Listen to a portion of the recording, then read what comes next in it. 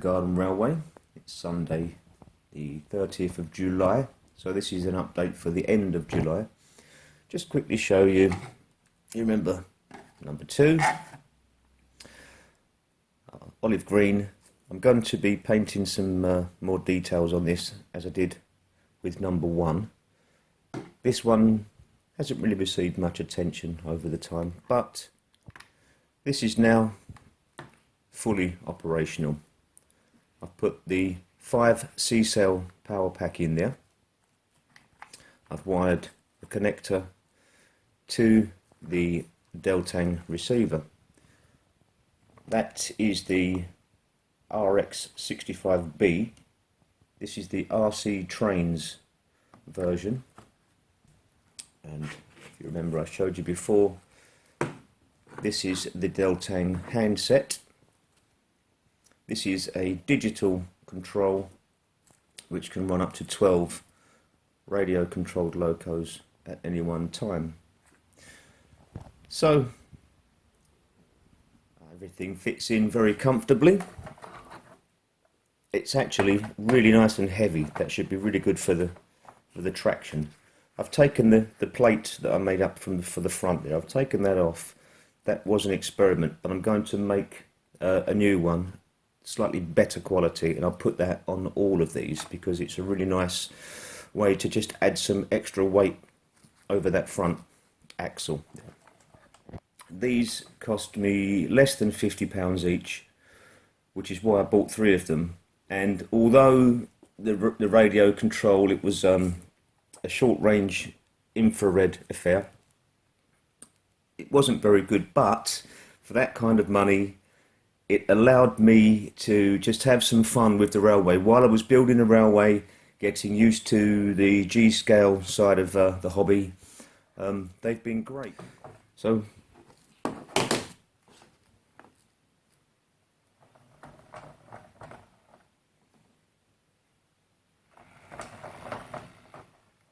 that's all up and running. So trains travelling to nowhere.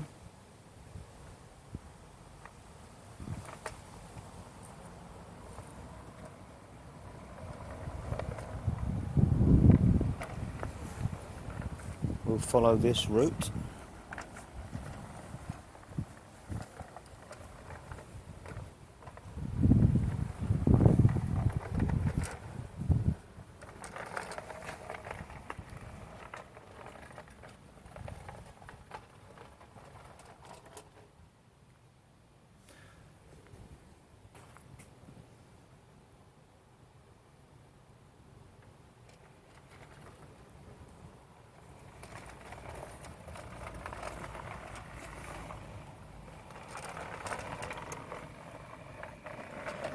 Trains leaving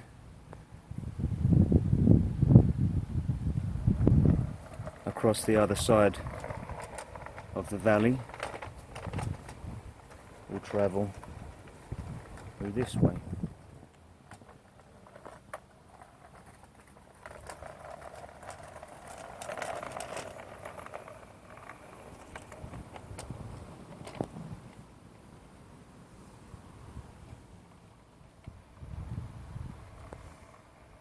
I'm not using the inertia on here. There may be a traction problem there because I haven't polished the top, so there's paint on the points there still.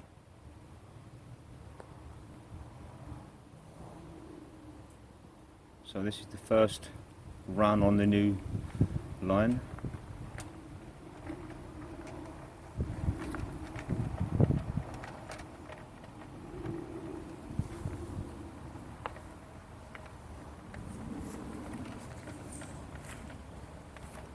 The track's not completed yet here.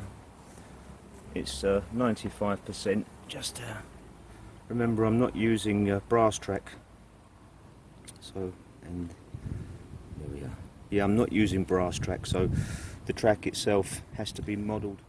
See if we can go in reverse. See if we can get right the way around.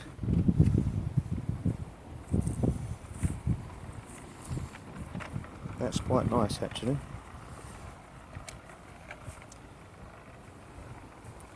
Trying to get this track a little bit smoother than I did. Now it will hit this tree, but the tree is not living there permanently. We'll put the inertia on, not too much, say about 25%, and is it? Wait a minute, a little bit more, and let me get the direction right.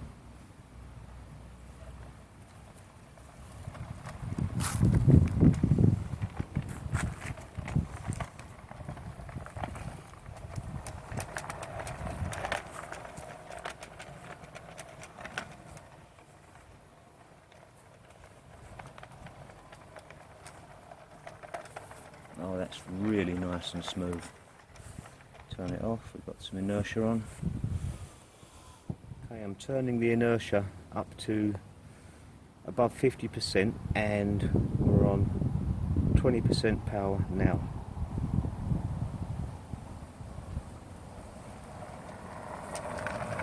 Now that builds up quite fast.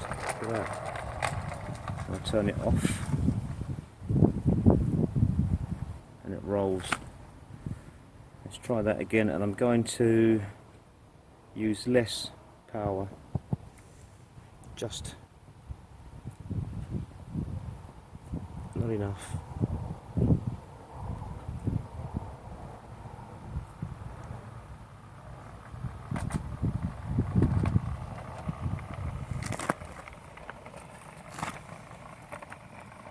And let's just turn that off now. Hopefully that's lovely. I wonder what it's like really high up. Let's try. That's on 100% inertia, and we're on 30% power already. Look at that, it just takes ages, but it's going. Wow.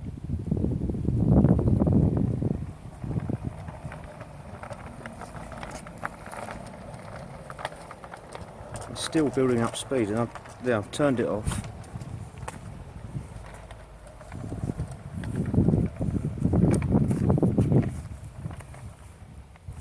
Look at that. That's the inertia. It's still going. Look, incredible. So we're going to go back in time now, and I'm just going to show you a few bits and pieces of the railway, what I've been up to over the last couple of weeks, mainly plants and things like that. Okay, I'll see you on the other side. As you can see here, up on the rocky section, these alpine plants, the sedum that I placed in here, that I planted, it's really enjoying it in there, and that's coming on together really well. It's joined together, as you can see there. Put a couple of little handfuls of odd bits here and there that I just grabbed out of random pots, but as you can see, look, from when I put them in there last time, they're pretty much all touching now, at least, and they will just form a solid mass of small plants and colour. So we've got a real kind of abandoned railway look going on here. Which I don't mind for now, but I will clear that. I want that track nice and clear there, but it's very, very easy to do. You just take it, watch. See, this is live. That section's done. There you go. And it won't hurt the plant. The plant recovers really easily. You see?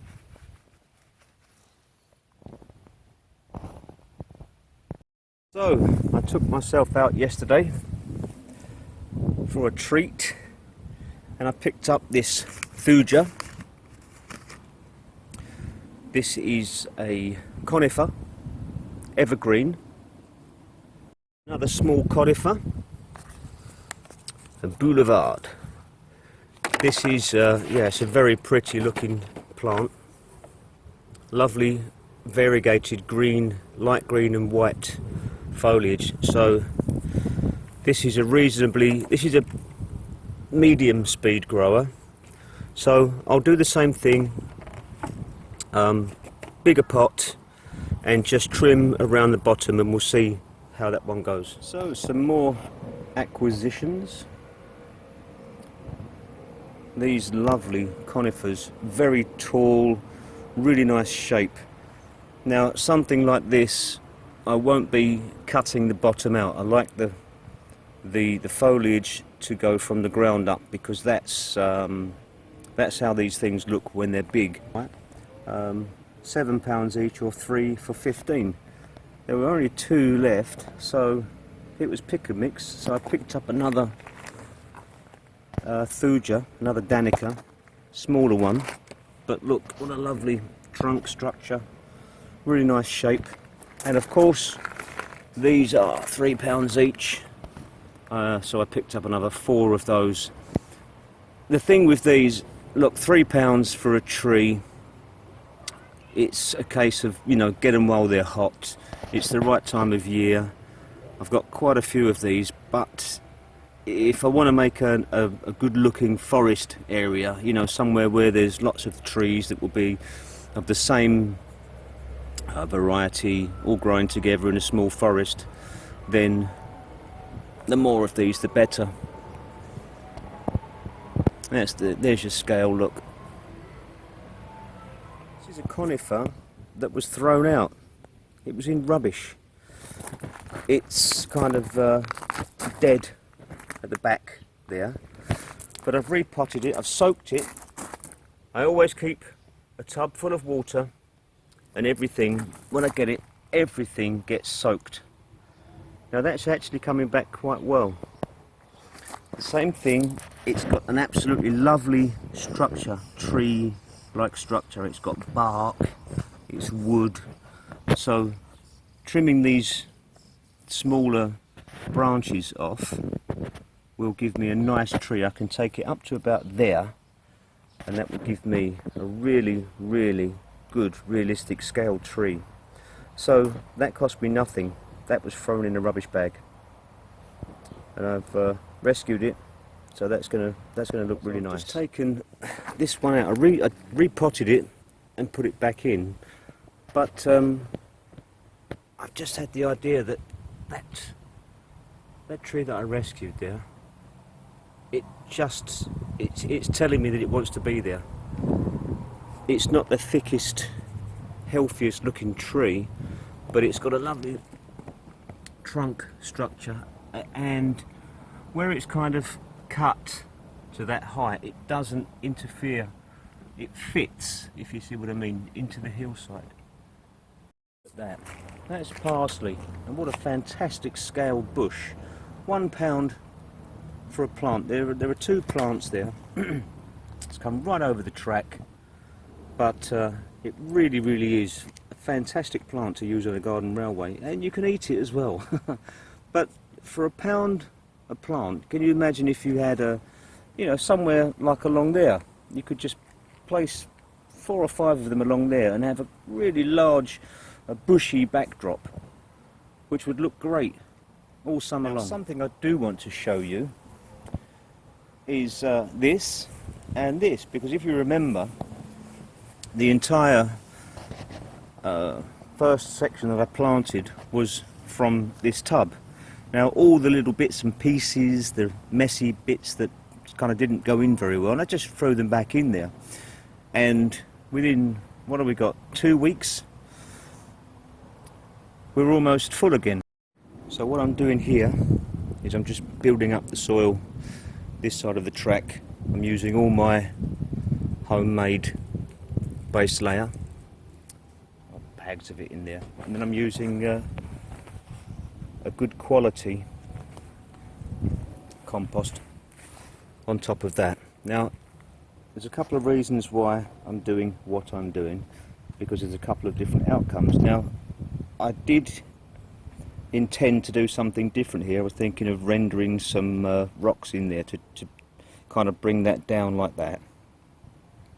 But I need to build the railway, and I've got lots of plants in pots, and I don't want to get to the end of the growing season with loads of gangly plants in pots. So I decided to go along here, this side of the track, and just plant these in.